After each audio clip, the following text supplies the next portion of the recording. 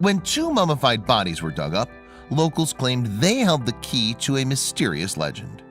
300 years after a romantic drama unfolded in Teruel, Spain, workers begin to restore the city's San Pedro church. But as it happens, the job doesn't just bring the building back to its former glory.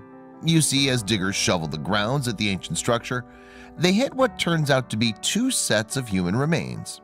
And thanks to that discovery, a mysterious piece of Spanish folklore, the truth of which has long been debated, may have just become very real indeed.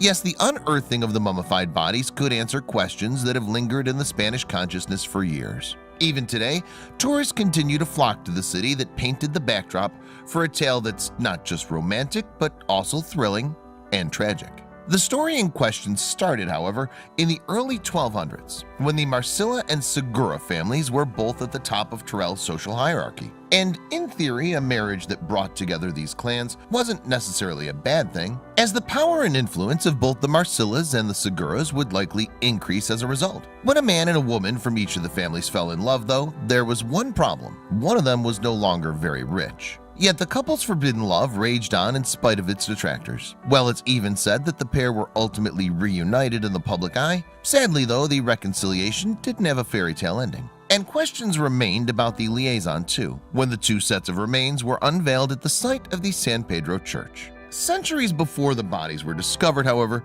the Marcilla and Segura families were said to have reigned supreme in Teruel. The city lies in the Spanish region of Aragon, which is also home to Zaragoza. And while Juan Martinez, also known as Diego, came from the Marcilla clan, his childhood friend Isabel was part of the Seguras. The story claims that Diego and Isabel had both been playmates when they were younger, in fact, and to begin with, the schoolyard crush they shared didn't bother anyone. They both came from the same social circle after all. When the pair had reached the age where they could put marriage on the table, though, Diego's situation had changed. Yes, at that time, Diego's family hit a rough patch, meaning they no longer held the wealth that had once defined them.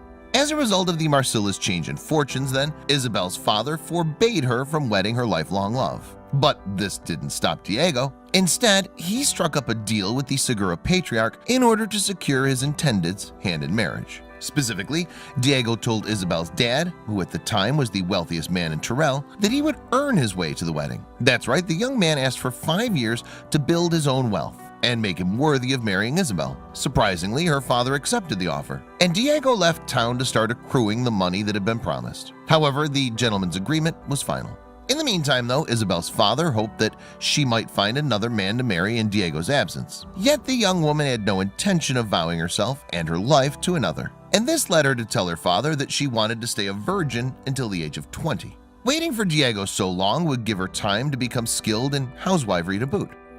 Now, although Isabel's father didn't seem to want her marrying Diego, he also loved his daughter deeply. He therefore obliged her request, and the two of them waited 5 years for the Marcilla boy to return. But during that time, no one ever heard from Diego. Naturally, Diego's lack of communication left the Segura family in the lurch. What's more, Isabel's 20th birthday was approaching, meaning the 5-year promise was coming to a close too. In the end then, the Seguras found another reputable suitor named Don Pedro de Azagra, who came from Albarracin, and heartbreakingly, he and Isabel wed on the last day of the half-decade in which Diego could have earned her hand. Just as the ceremony ended, though, there was a disturbance at the gates of Teruel. Then guards informed the Segura family that a familiar face had returned. Yes, that interloper was indeed Diego, who was carrying the riches he had promised in order to marry Isabel. It seemed as well that he still wanted to wed his former sweetheart. But why hadn't Diego arrived sooner? Well, the young man had miscounted the time in which he had to accrue earnings. You see, he hadn't counted the day on which he had spoken to Isabel's father as part of the 5-year time frame.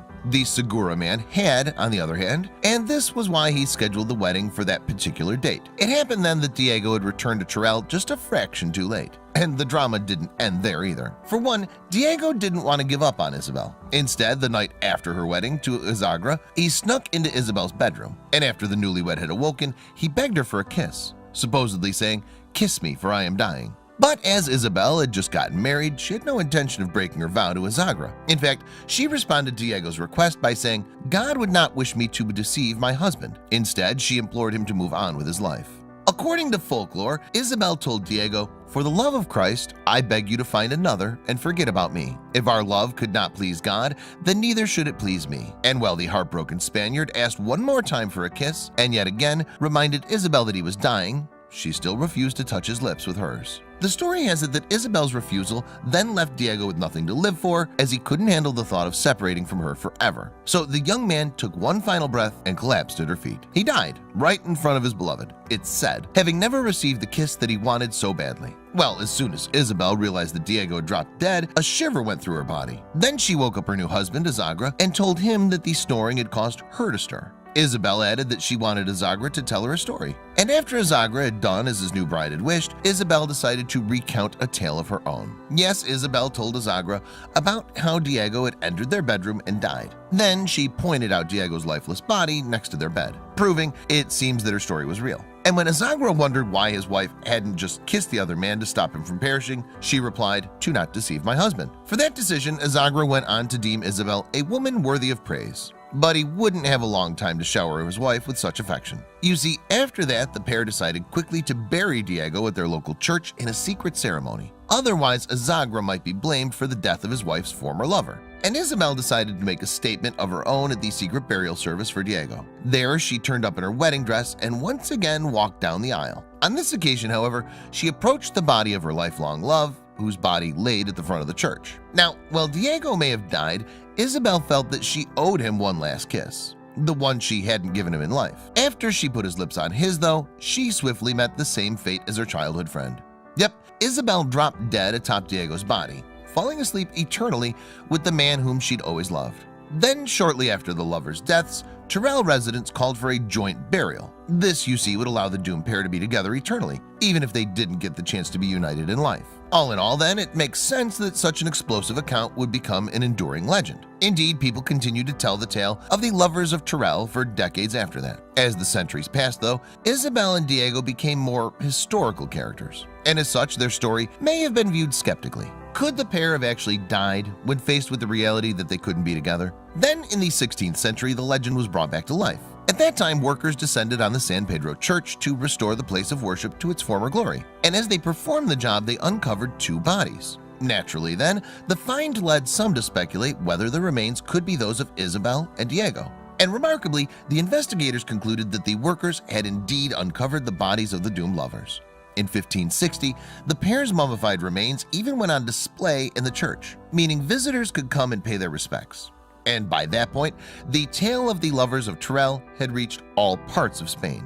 Today, the couple thought to be Isabel and Diego reside in tombs as epic as the love story that's said to have defined their lives. The ornate burial chambers are the work of 20th century sculptor Juan de Alvos, who also chiseled the Segura family crest on Isabel's tomb and the Marcilla clan's arms on Diego's. And the most eye-catching part of the monuments has to be the chiseled figures atop each one. These models are intended to resemble the famed couple, of course, with the sculpture depicting Diego stretching towards the one that appears to be Isabel. Yet, there's a fascinating detail. The tragic lovers are not actually touching each other. Ostensibly, de Alvos made the decision as a deference to religious rules. You see, as Isabel married someone else, she couldn't be touching Diego in life nor in death. Regardless of the tomb's beauty, though, some still found the story too good to be true. Indeed, not everyone was convinced that the bodies inside belonged to Isabel and Diego. And although the 16th century investigation claimed that the mummies had once been the famed lovers, in 2015, historian Fernando Lopez Rajadel set out to prove once and for all whether this was the case. Lopez Rajadel therefore conducted a study of his own, examining the bodies that had long been thought to be Isabel and Diego's, and his archaeological investigation uncovered some interesting information. It seemed, you see, that the woman's pelvis would likely have been too wide for someone of Isabel's age. From that, Lopez Rajadel came up with a new hypothesis. The mummies actually belonged to a woman and her son. And if this were true, then the conclusion of the 16th century investigation had led people astray for hundreds of years. In effect, people may have come to see a pair who could have had nothing to do with the famous tale. But there's more. Indeed, Lopez Rajadel and other experts question whether Isabel and Diego's story actually unfolded as it continues to be told.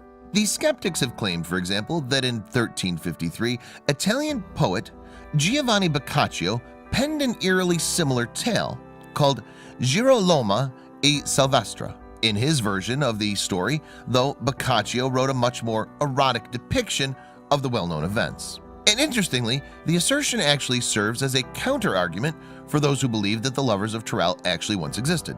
What's more, it's been claimed that the original story, that of Isabel and Diego, had to have come first. The reasoning given is that usually it takes an initial tale to inspire the erotic version, rather than the other way around, meaning Boccaccio's fable had to have been a retelling. Plus, those who argue for the story's veracity point to the people of Tyrrell themselves.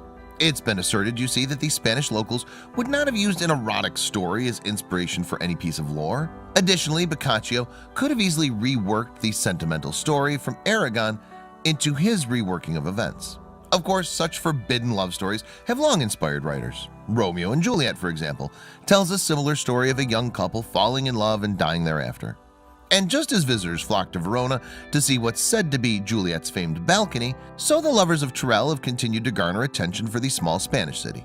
Isabel and Diego's fable had had a life past the 16th century church renovation too. Famous dramatist Tirso de Molina wrote about the legend in 1635, for example. A couple centuries later, Juan Eugenio Hartzenbusch also adapted the lover's story for the stage.